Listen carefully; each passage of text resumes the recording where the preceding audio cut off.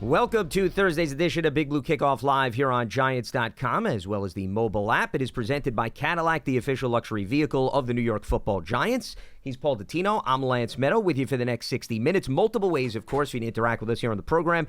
You give us a ring, 201-939-4513. You can also find us on Twitter, hashtag Giants Chat. And as a reminder, you can find the archive of this show and our entire podcast network on the Giants mobile app, podcast platforms everywhere, and Giants.com/podcast. So a few days removed from the Super Bowl. I know earlier in the week, Paul, you had some takeaways that you provided the audience. So we'll do a little bit of a mishmash in terms of some takeaways from the Super Bowl participants, what we learned from the NFC East, and how all of that applies to the New York Giants. And obviously, we'll take your phone calls, we'll look at your tweets, and get plenty of feedback as well. One of the things that I wanted to add, Paul, to I'm sure what you and a few of our colleagues discussed earlier in the week is it's not so much just what the Eagles have done with respect to playing the trenches. That's the easy thing to turn to, right? The offensive line, the defensive line, the depth they have in that department. They can absorb injuries. I mean, we saw even in the conference championship game, center, left guard, they had to mix and match.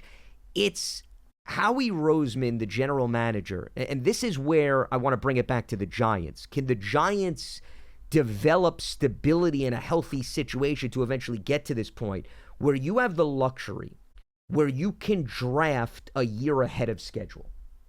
And you're smirking and you're smiling. So I think you know what I'm talking about. What I mean by that is, okay? I do. You're bringing in personnel through the draft. They don't need to immediately play.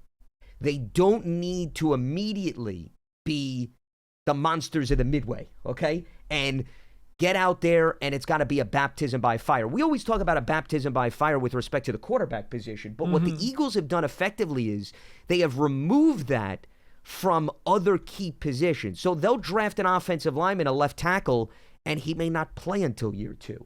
They may draft Jordan Davis, Jalen Carter, and they may not play. I'm not saying that they're going to be on the sideline, but the snap count, Paul, because, starters is misleading.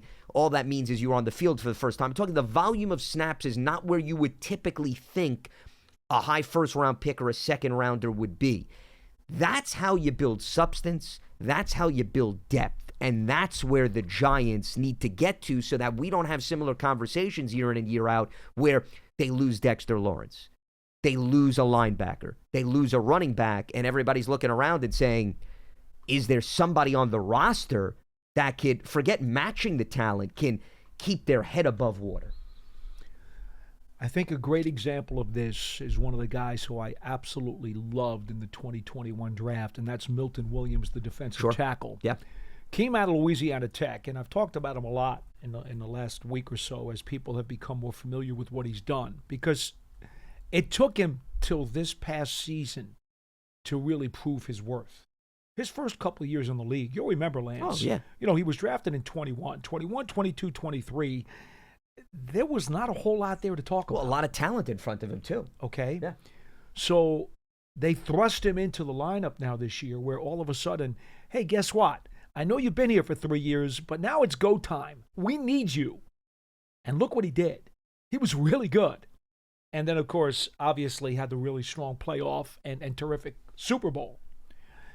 And now he's a free agent, and now they're going to have to pay the piper because he does want to get paid. Good problem to have, though, of course. No doubt. Yeah.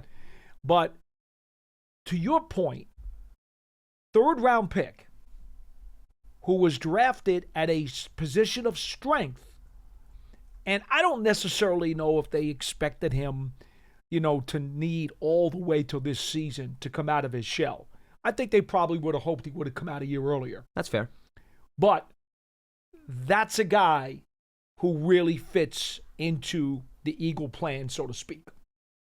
Because now they've got a young player entering the prime of his career with tremendous upside. And if they can keep him, they're going to be really, really happy. Now, somebody could swoop in and offer him Fort Knox and maybe steal him. With the depth of defensive tackle in the draft, I don't know. Maybe teams looking for defensive tackles would rather draft a guy than pay some good money for a Milton Williams. But if I were to sign a free agent defensive tackle, he'd be my top target on the board. I just think the world of him, and I always have since he came out of school. But I do think to some degree, Lance, luck also plays a part of this, because to have Quentin Mitchell and to have Cooper DeJean fall into their laps in the secondary when everybody knew that their corner position was getting old and slow, and then these two kids are just sitting there on the board at both of their selections. That wasn't so much a Roseman plan. Those guys were handed to them on a silver platter. Well, and that holds true for a lot of teams. Quinyon Mitchell, I think, is who you meant, right? Mitchell, yeah, yes. Just for our audience to understand. Luck is a big part of it, I agree. But you also do your homework and you know when to jump on a guy, because they could have also said, you know what, everybody else passed on them. We're going to move on Well, too. there were teams that thought DeJean might be better off at safety in this league. And they said, no, we're taking him. He's a corner. Yeah. So that's to their credit. Well, and also, I'm surprised actually you didn't bring this example up first. A lot of people say, oh, the Eagles are so lucky they got Jalen Carter because of the off-the-field issues, right? Well, they were willing to take a chance, or there were certain things that they were willing to bend on that other teams weren't, to each their own. So sometimes the draft plays out that way with respect to the ins and outs. There are a lot of components. Yeah. And let's face it, all right? Is Zach Baun what he became for them this year if Vic Fangio is not the new defensive coordinator? No. Fantastic signing. I mean, he became an all-pro player. And he was a huge, valuable component. And you know what? You bring up an even better point now, Paul. You talked about they have to determine whether or not they want to re-sign Milton Williams. And I wouldn't be surprised if they let him walk because of how well they've drafted. They also need to determine what they're going to do with Zach Baun. And remember, linebacker is not a position where they've invested a lot of money in, right? No. That was a Achilles heel of their team year in and year out. The middle linebacker position. Every time we talk about previewing Giants-Eagles games, we'd be talking about they're susceptible up the gut. Well, you weren't talking about that this year. And he had a big interception, of course, of the Super Bowl. It wasn't just his ability to tackle. It was the bonus he gave in terms of coverage in the middle of the field, too. Well, I mentioned on one of the other shows this week, when we mentioned Baun as a potential free agent escapee, Jeremiah Trotter Jr. is behind him. Who they just recently drafted. Correct. So, see, there's that process that plays out again. I don't know how highly they think of him, but would it shock me if Baun walked out the door because they couldn't afford to re-sign him, that they've got a lot more faith maybe in Trotter than a lot of other people do? And that's the beauty of allowing Trotter to work behind the scenes, evaluate him, and then truly get to know whether or not you're confident in bringing him along. So that's yet another example of what we're talking about. Yes, it's a luxury in today's NFL to be able to do that, but it's a process that is played out year in and year out. And I just want to piggyback off of your point. So Milton Williams, I brought up his snap count. Year one, 26% of the defensive snaps. Year two, 45%. And then it went down a little bit this year because I think they just had more of a rotation, 37. Then, if you know what, I stand correct. I just read you Jordan Davis's numbers. Okay. That was another example I was going to give. I was going to say, Davis, I think Williams has played less than that, hasn't he? You know why? I had both screens up. So Jordan Davis is what I just read through because he's another guy that progressively throughout Milton Williams' numbers, as I think they're less. I think flip it's the fewer script here. snaps than Let's see. Davis. For him, he was at 41% year one, 36% year two, 46% year three, 48% year four. So roughly the same. Yeah, I mean, slightly higher, a little bit higher. But he was a lot quieter, though, with his snaps. He certainly did not make as much of an impact. No, that's very fair. I mean, Jordan Davis is not a big sack guy, in fairness to him, so I wouldn't read too much into that. I mean, the guy's got 3.5 sacks in 3 seasons played, but you could tell what he does in terms of collapsing the pocket, stopping the run. Milton Williams, once again, because the sample size was small, if you look at his production, 11.5 sacks in 4 seasons, and his breakout campaign was this past year when he had a career-high 5 in that department. But you get additional production when you play a guy more and you clearly feature him more. I mean, that's a no-brainer when it comes to the NFL, and that's why you have more and more confidence in parting ways with talent because you get to the point where, okay, this player, similar. 2 years, he worked through the ins and outs of our system. Year 3, we moved on from the guy that was in front of him on the depth chart, and then voila, just like that. Everything fell into place. They've done that with so many players. I mean, we could do a whole show on Eagles developmental players that became cornerstones as a result of them not rushing them along. 14 of the Eagles' 22 starters, 11 offense, 11 defense in the Super Bowl, were drafted by the Eagles. That is a phenomenal ratio. And then if you include Garner Johnson, it's 15 because he was drafted by them, left, and came back. Yeah, went to New Orleans. Well, that's the recipe. Let's not kid ourselves. When we talk about you build through the draft and then you supplement with drafts, with free agency and trades, that's the kind of number you're talking about. Well, to bring it back, though, to the Giants, Paul, how many times have I done a show with you and you've heard me say it's not about this year's draft class. It's about the accumulation, right, of the previous draft classes. So if you look at the Giants, as we try to, once again, apply this philosophy to them, well, I think you like what you got out of 2024.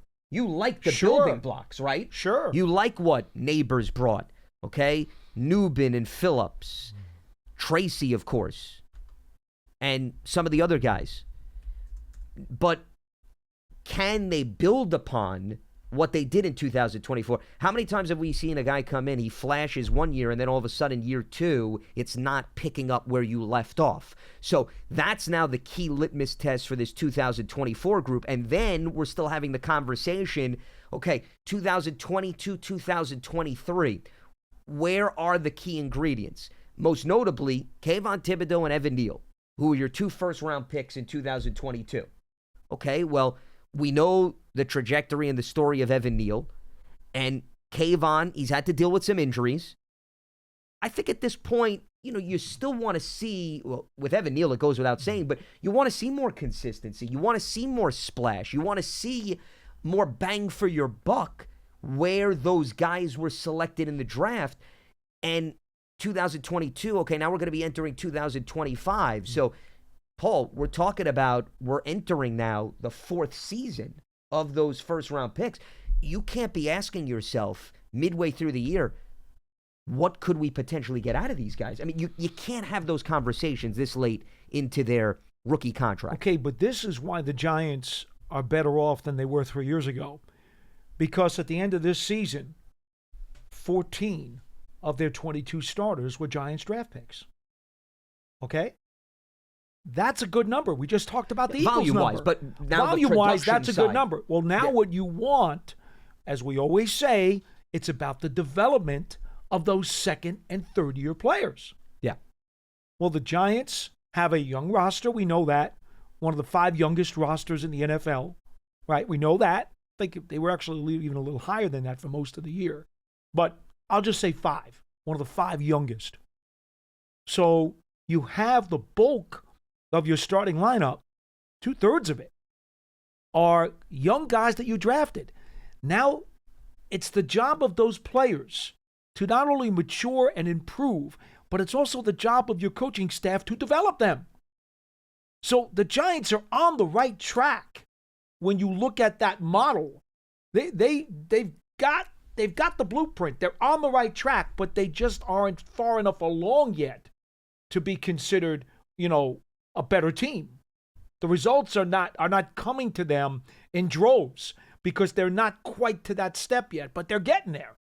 No, I agree with you in terms of they're getting there from a volume standpoint. You have me there. It's where you're disconnected from the Eagles is the substance behind the volume, okay? Meaning the caliber, the quality. Their younger players must progress and reach their potential. That's critical. And you've mentioned that ad infinitum in the last 5 years about how guys have to be able to max out. It's not okay if you've got a bunch of really nice, good young players and they plateau and they don't get any better.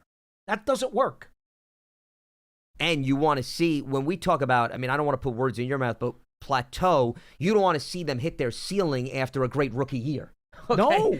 You want that to be scratching the surface of what they could potentially do. I mean, case in point, you go back to the 2023 class. I went to 2022 because they had 2 high first-round picks. And you look at year 2 for Deonte Banks, John Michael Schmitz, Jalen Hyatt, Trey Hawkins, Eric Gray, okay? So we're talking about, we're going 5 deep there. I'm not going to go beyond.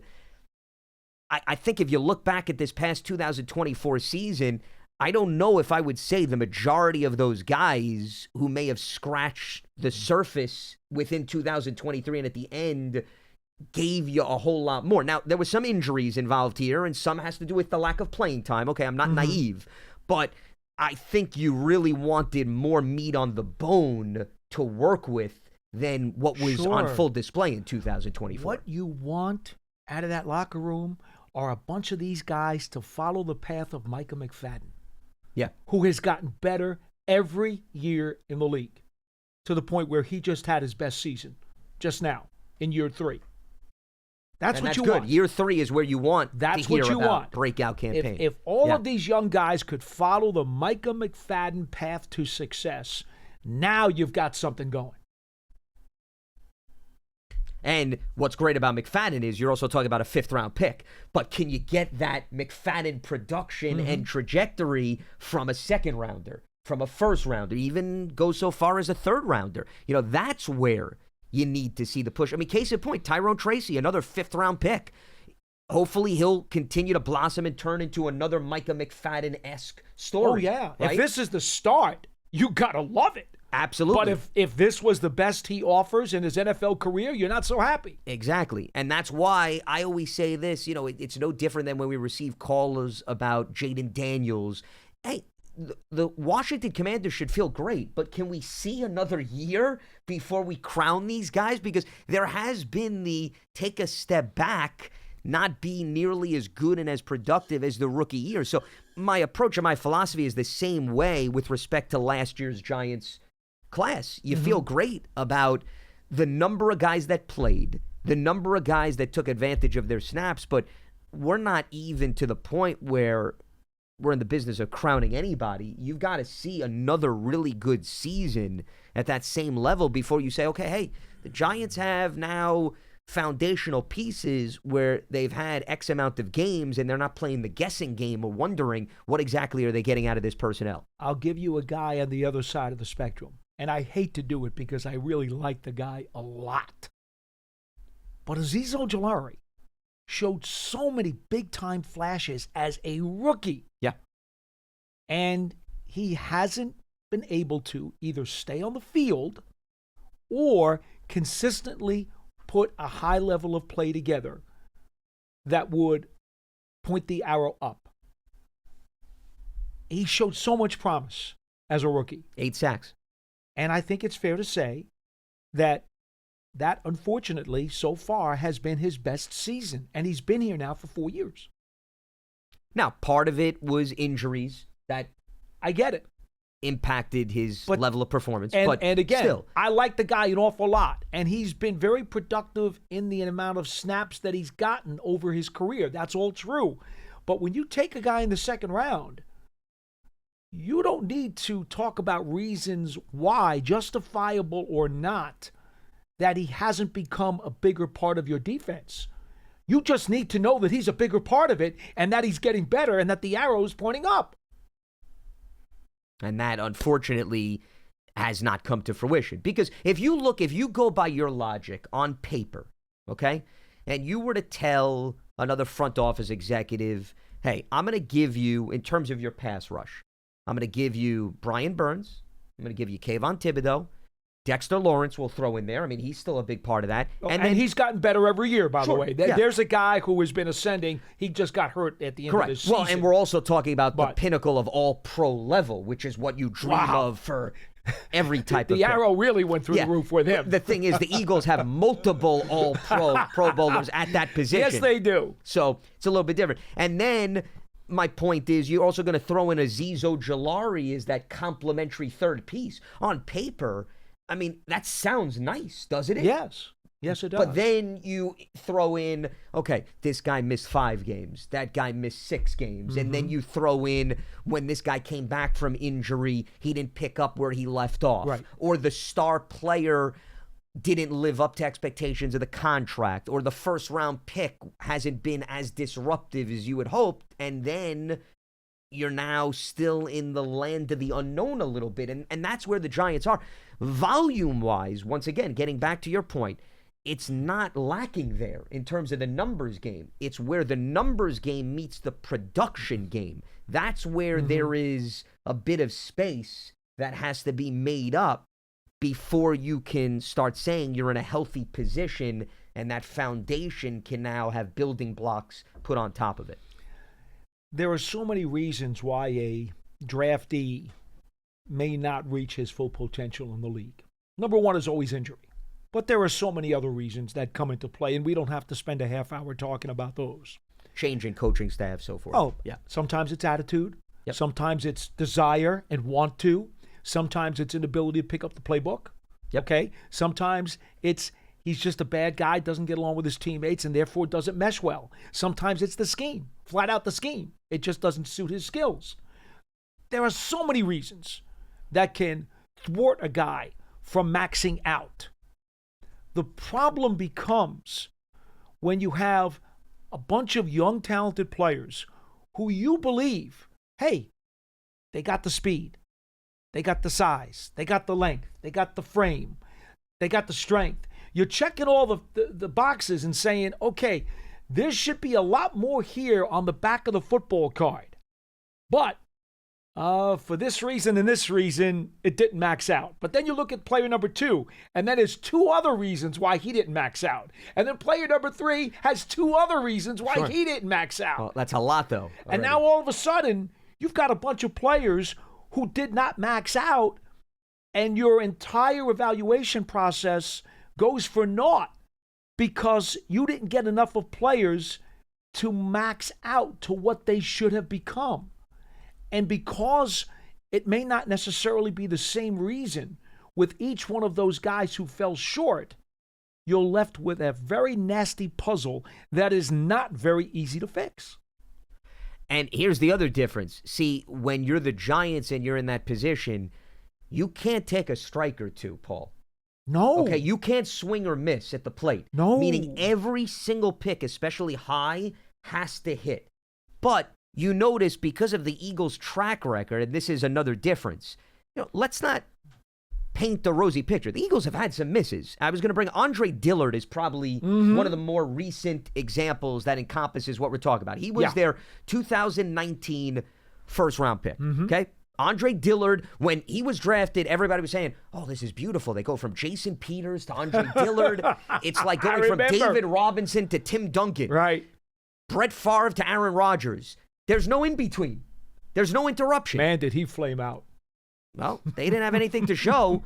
But when you look at what else they took in the draft and you see the other offensive linemen or the free agents or the undrafted guys or, getting guys who played rugby in Australia, okay? Mailata I'm talking about. Well, I mean, really, right? A 7th-round pick?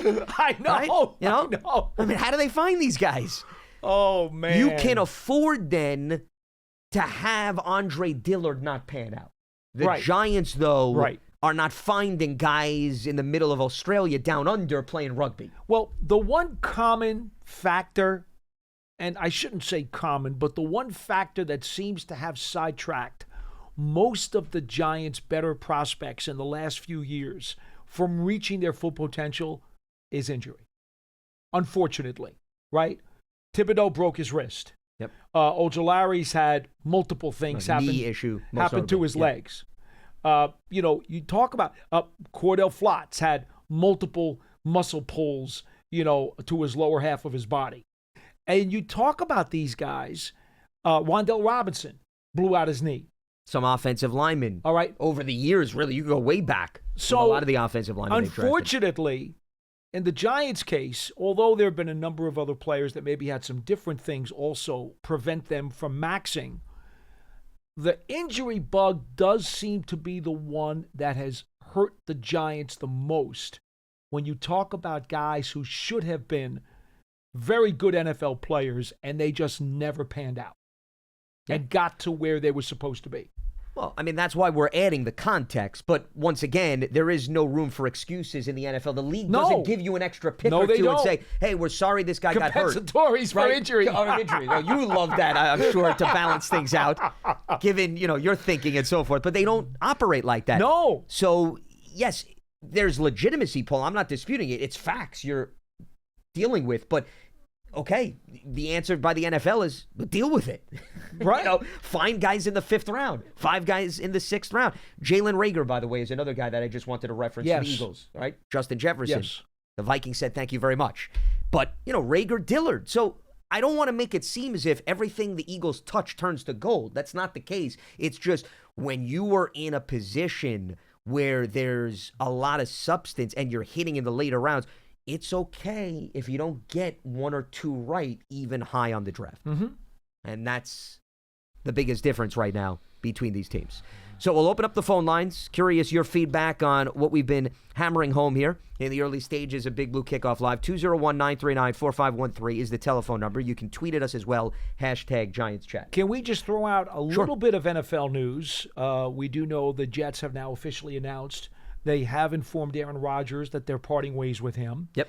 Also today, the NFL released its list of players for the scouting combine coming up in Indianapolis at the end of next month. 329 prospects have been invited to the combine, and I know that number has crept over 300 in recent years.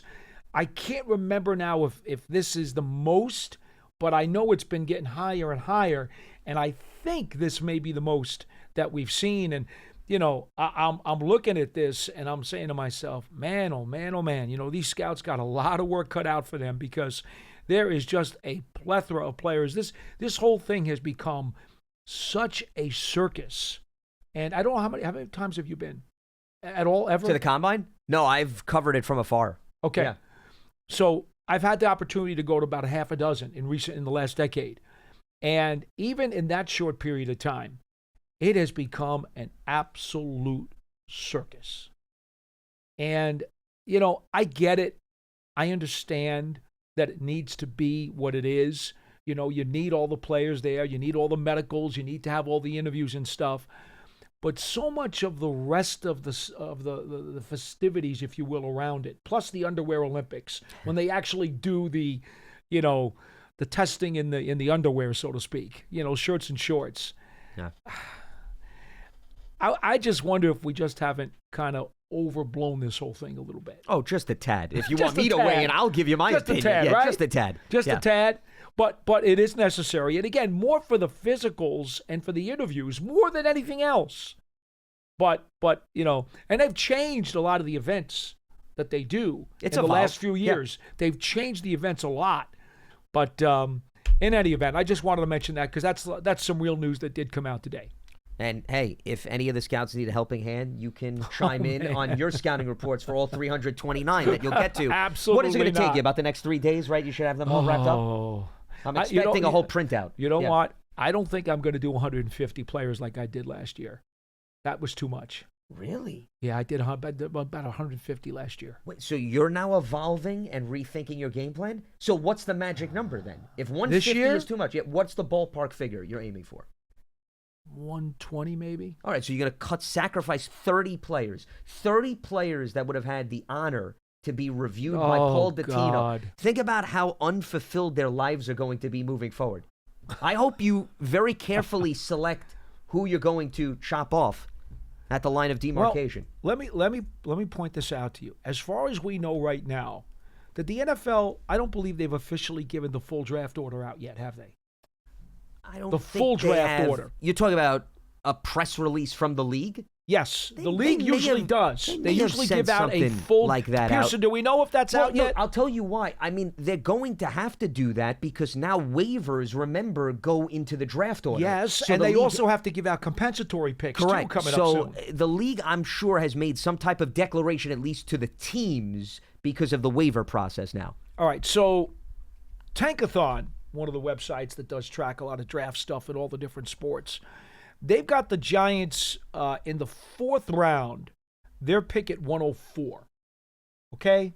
So, yeah, I'll be honest with you. I'll probably cut off at about 120. Okay, so you go based on where the Giants have a pick in that 4th round. It does influence my decision in terms of how deep I'm going to go. Okay, well, if because, that's the case. There's only so much. I mean, between the calls that I make, the research that I do, all the cut-up video that I have to watch, and I cram it into like the next 2 months. It's insane. I mean... Oh, you don't have to convince me. You just have to convince them watching and listening at home. No. I'm sold. Trust me. No. You don't have to spend the next few minutes. I've seen it. So it is insane. And you have a lot of friends who do this for 12 months out of the year, I know. It's insane. And for me to do the cramming that I do, I'm probably going to go at around 120 with the Giants picking at 104 and then not having another pick until 155. And that would be in the middle of the 5th round, according to Tankathon. So I'll probably go about 120 in terms of real study on guys. So 16 additional spots beyond the Giants' 4th round pick. That's probably where I'm going. We like to work in mathematics here on Big Blue Kickoff. And then you know what's going to happen? There are going to be some nights I'm up at 3:30, 4 o'clock in the morning, and I'm like, let's push it for another hour, and then I'll wind up doing another 5 guys. That's why I'm not sold on this 120. This is to be revisited. You're going to get, trust me, before you know it, you'll be more in the territory of 150. I'm not convinced. I might wind up being there's going to be I don't know. Some late nights, early mornings, I should say, where, you're in front of the computer, and we're going to get that number up. All right, while we keep count of Paul's draft order and his tankathon, let's open up the phone lines here. We check in on Jason in New York here on BBKL. What's happening, Jason? What do you got for us? Hey, how are you guys? Good, right. Hi. What's on your mind?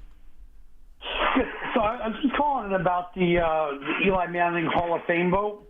And I have to tell you, as a season ticket holder for the Giants and a person who was a huge fan of Eli Manning, I'm kind of disgusted in the NFL. How could this guy not be on the first ballot Hall of Fame?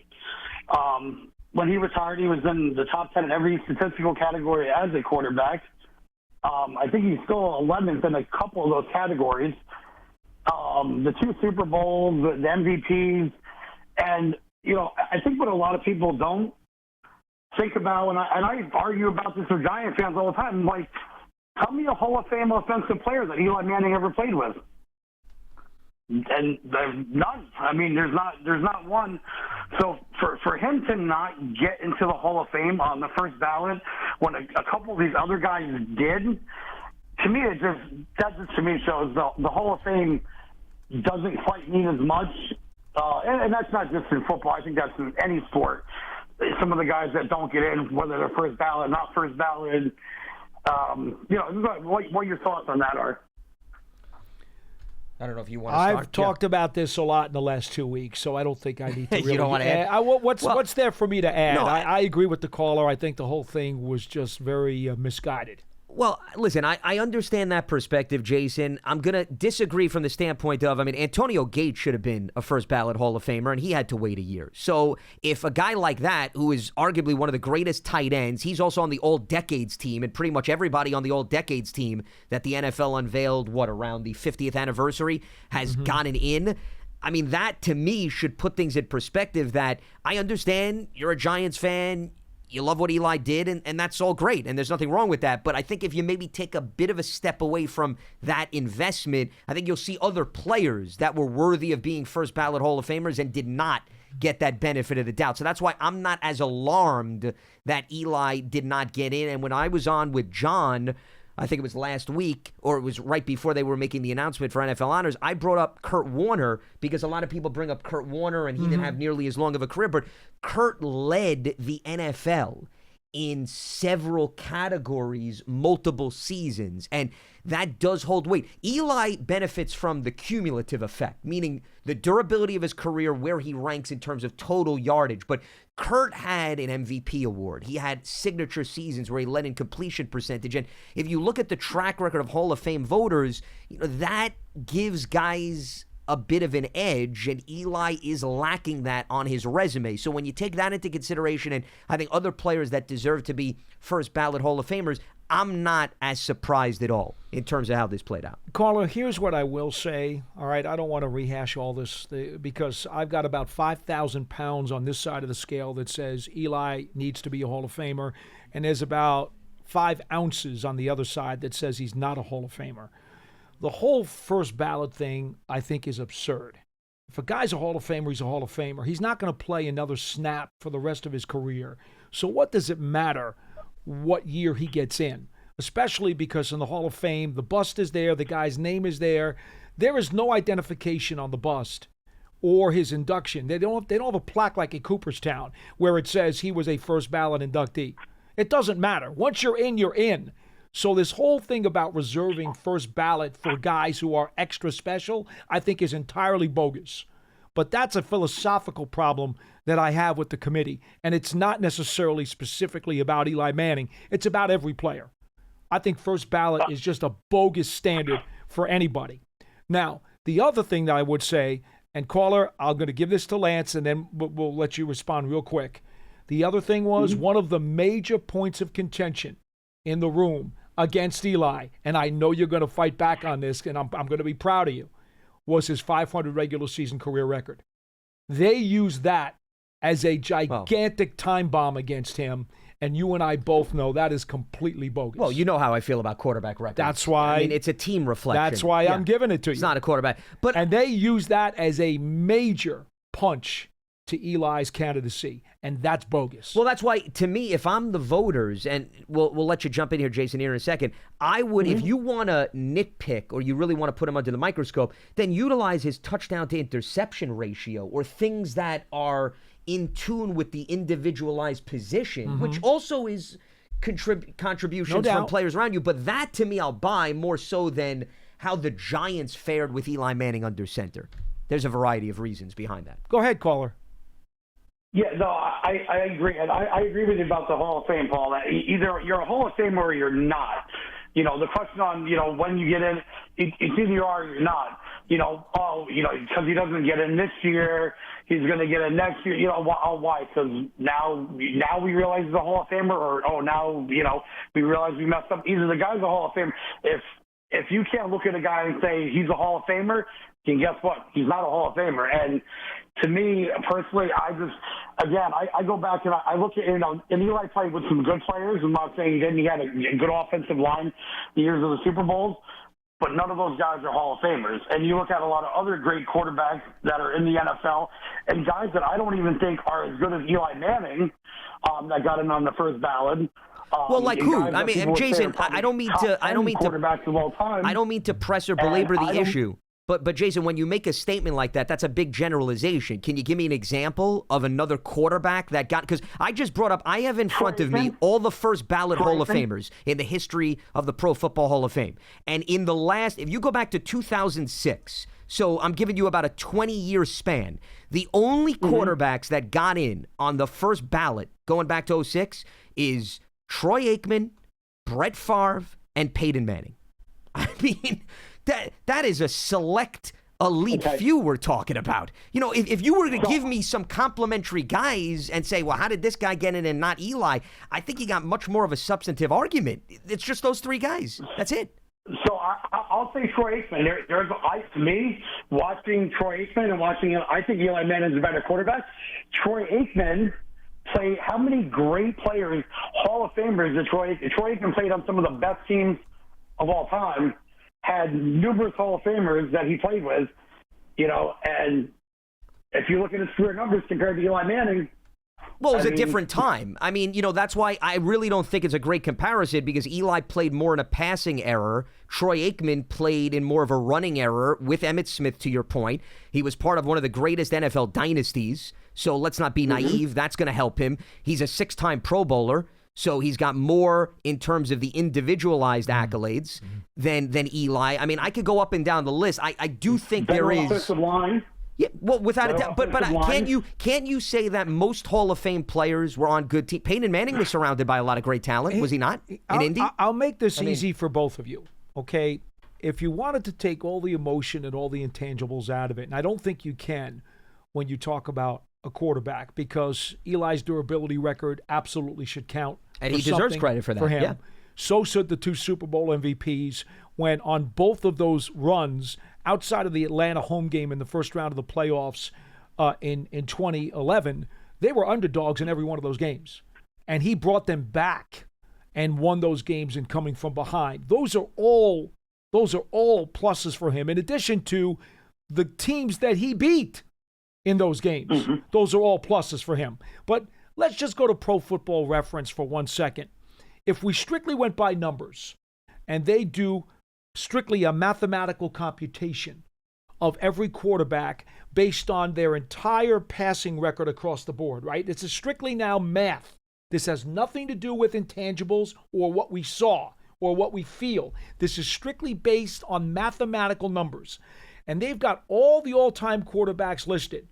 Eli Manning's total value number is ahead of Hall of Famers Ken Stabler, Sonny Jurgensen, Bob Greasy, Warren Moon, Joe Namath, who's a different case because of Super Bowl III, and I would argue he belongs because of Super Bowl III, no matter what his record is. Len Dawson, Troy Aikman, and Jim Kelly, all behind Eli Manning, significantly, some of them, on the pure statistical analysis by Pro Football Reference, which does not indicate emotion, intangibles, or anything else.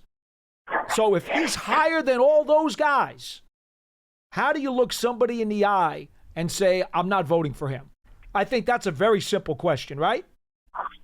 Well, I mean, but once again, they're not saying that they're not voting for him. They're just not putting him in the first ballot. Though. Well, to me, that's a different conversation. Let's hope that those people who signify first ballot as being important change their votes to yes on the second ballot. Well, I don't know if that's going to happen. I mean, look how long Eric Allen. I mean, guys have waited a long time. Paul, plus remember, Drew Brees is going to become eligible.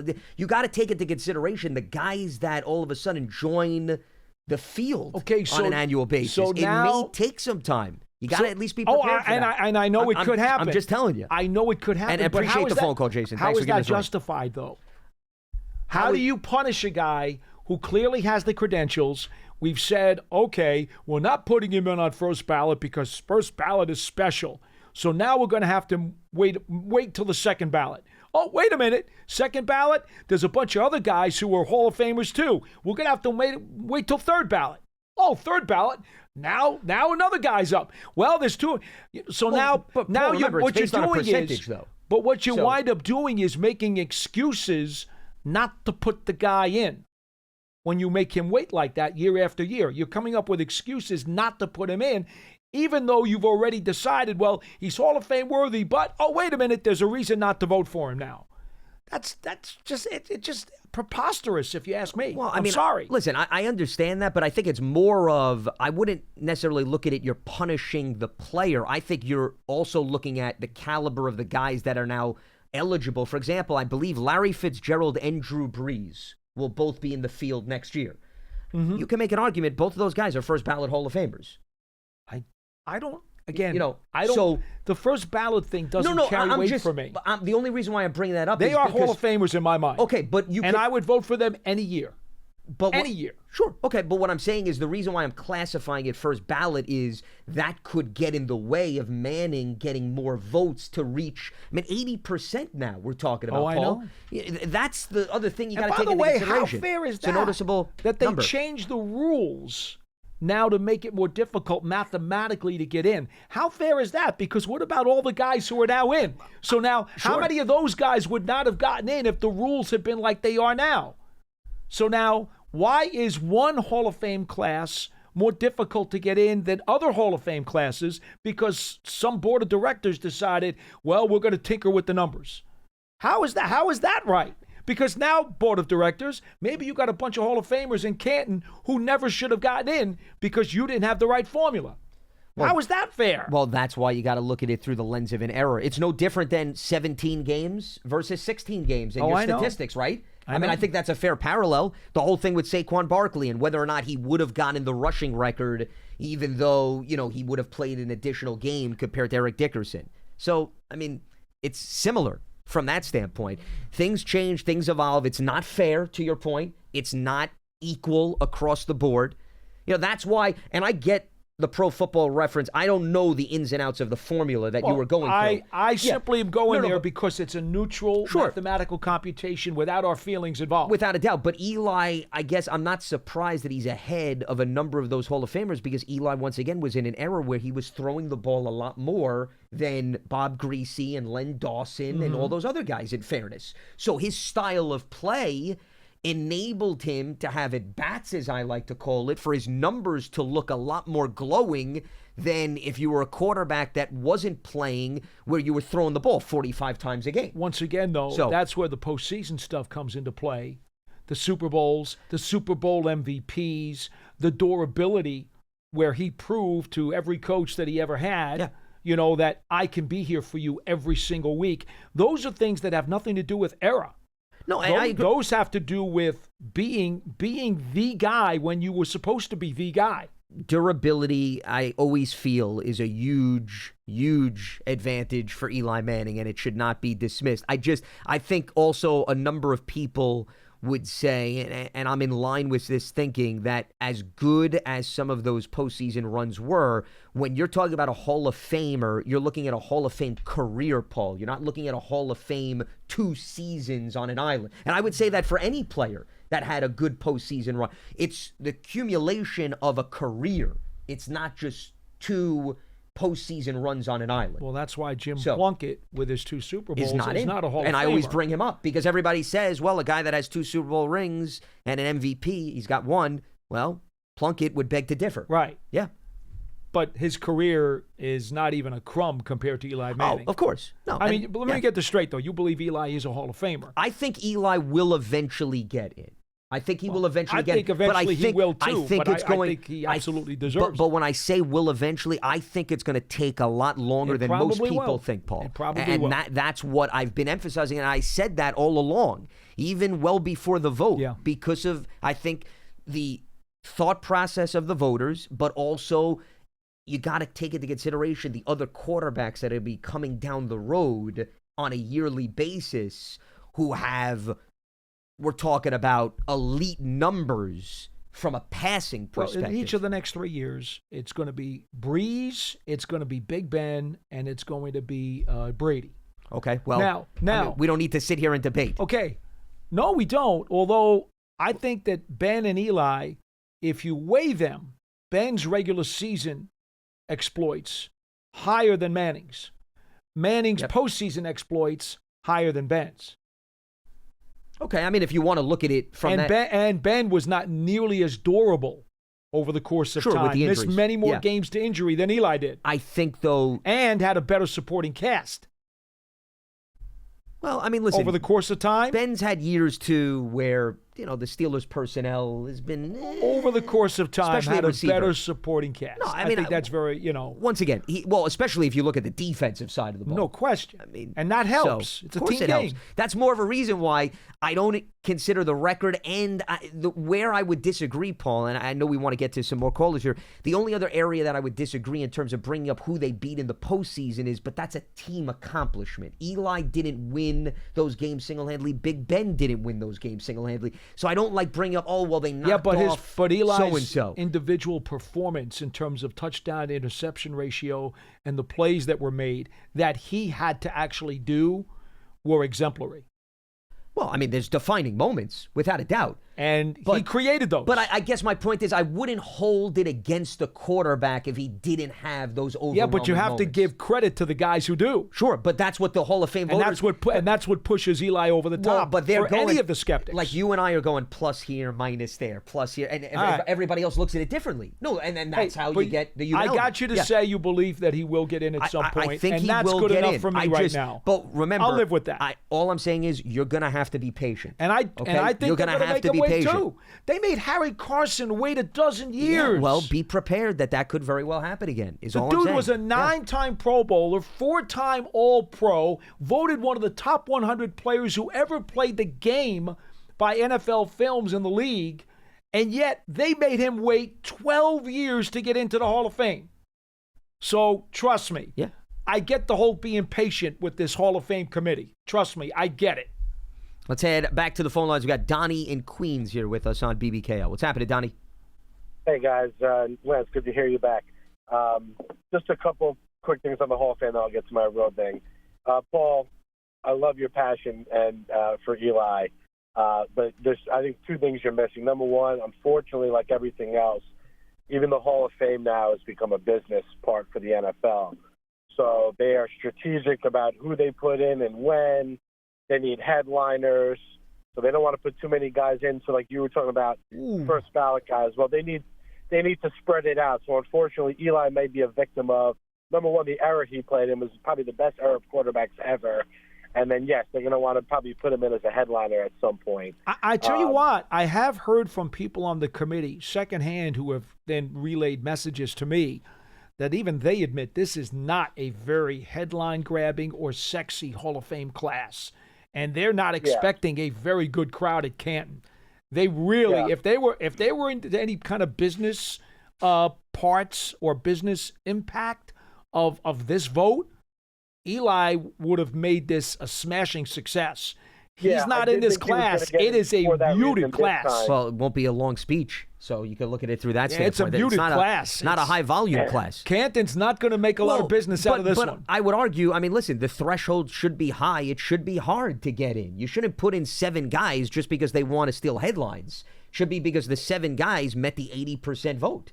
So I have no problem with that. I didn't tell you I'm voting for Joe Pizarchik or Craig Morton. No, and I'm not saying that you said that. But, I mean, I guess my point is I'm okay. If there's only 4 guys that got in, then only 4 guys got in. But to the caller's point, though, business-wise, no, they didn't do themselves any business favors this year. They did not. Yeah. Ultimately, Eli's our Hall of Famer, and that's the most important thing is every Giant fan knows exactly what that guy meant to this franchise. And he'll get his due at some point. Looking forward, Paul, I know you've been very heavy on the veteran quarterback route. And I don't necessarily disagree with you because, even though I'm not a scout, not too high on the current quarterback class. Mm-hmm. I think you'd agree, though, there's nobody out there of the Baker Mayfield ilk that has a long-term stay here. Most likely we're looking at somebody that's maybe going to get you 2, maybe 3 years if things go really well, just based on the potential names that are out there. So with that in mind, hypothetically, they make a trade for, a Matthew Stafford, which is, seems to be the smoke out there right now. And I know you guys can't comment on names, but to me at that point, unless you're absolutely in love with a player on the clock at number 3, you have to be shaping yourself up to get more picks in the 2026 draft, particularly that first round. And I know you guys have kind of spoke about it because theoretically a veteran, Kirk Cousins, Matt Stafford, they're going to make the team better. And you'd almost be in the same spot in 2026 where you're probably just on the outside looking in of where the quarterbacks are going to go in that draft. So I would just wanted to see if you would comment on your thoughts on that.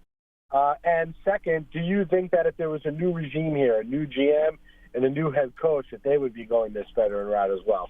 And I'll hang up and listen, guys. All right, Donnie. Appreciate the phone call. Real quick, second part of the question, it's really impossible to project what the new regime would think because you'd have to know their personalities, you'd have to know their tendencies, you'd have to know how they evaluate players and what they would want to do. So it's really impossible to project if there were a new coach, a new GM here, how they would feel about this quarterback situation. To his first point, I've already addressed this multiple times. I know you haven't been here.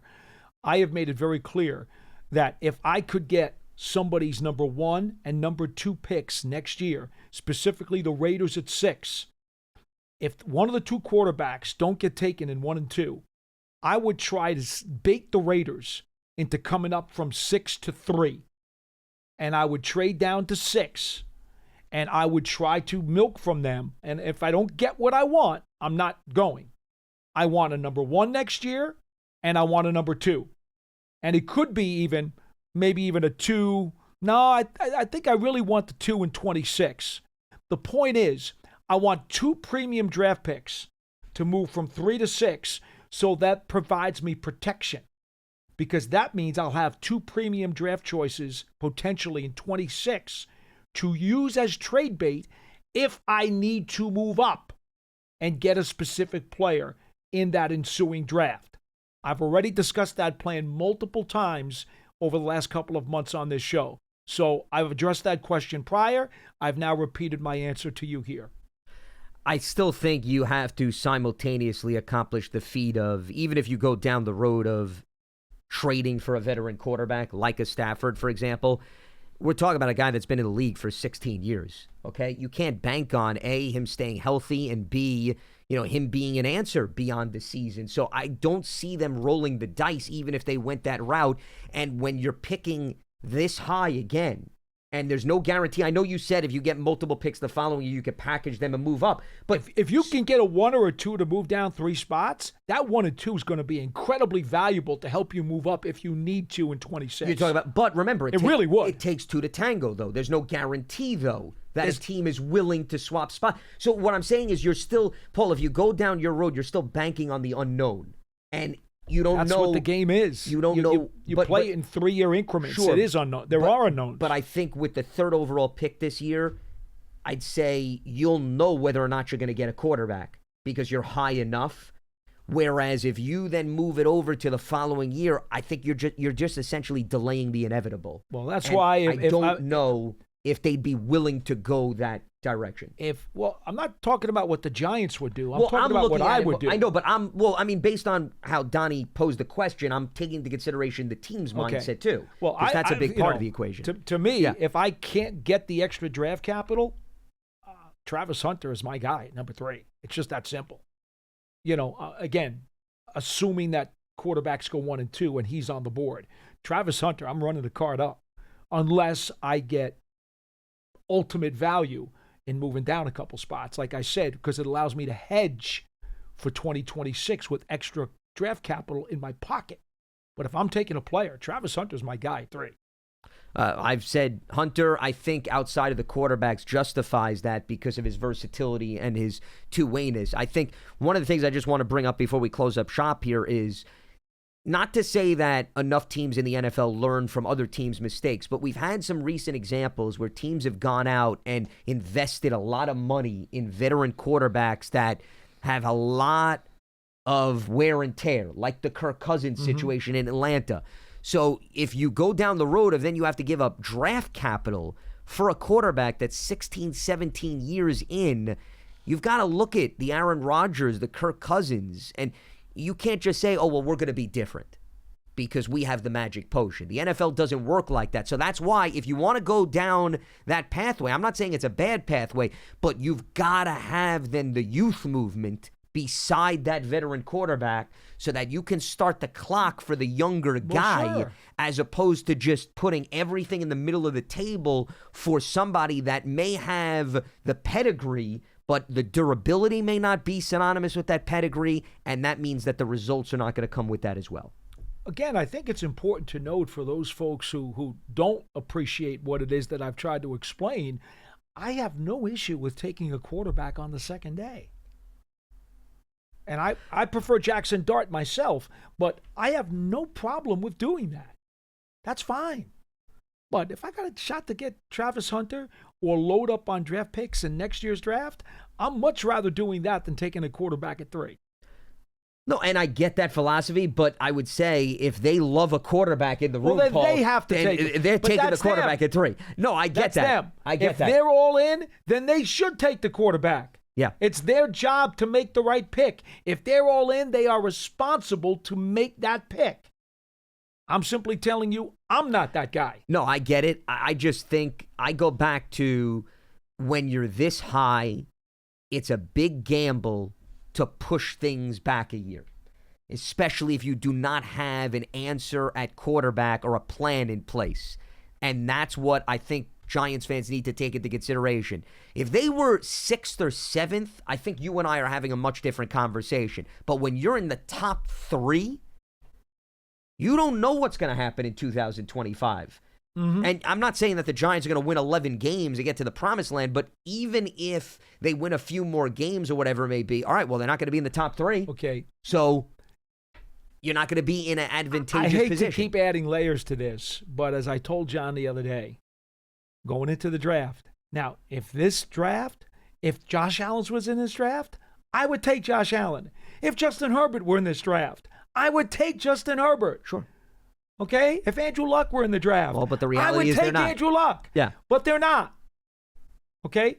That's why I feel as I do. I want to make it very clear. This is not. Paul, I'm not fighting back on your philosophy. Okay. I get it's it. not I understand where you're coming from. anti-quarterback at And 3, I no wouldn't matter accuse what. you of that. Sure. It's also about this particular group. Yep. It's all in context. You have to take this all in context. You know, I was praying for them to get Justin Herbert when we thought he was coming out the year before, and it was like, oh man, he would be the perfect guy to succeed Eli as the next franchise guy. But then he decided to stay in an extra year. You know, they thought he was going to come out. And then, no, he's not coming out. He's got one more year. He's staying. X. Sorry. Well, but see, that's why you can't think about what could happen in 2026 and 27. You've got to attack it right now because what you just laid out, Paul, you don't know what's going to happen. If there's somebody worthy of attacking No, for. conviction always has to be there.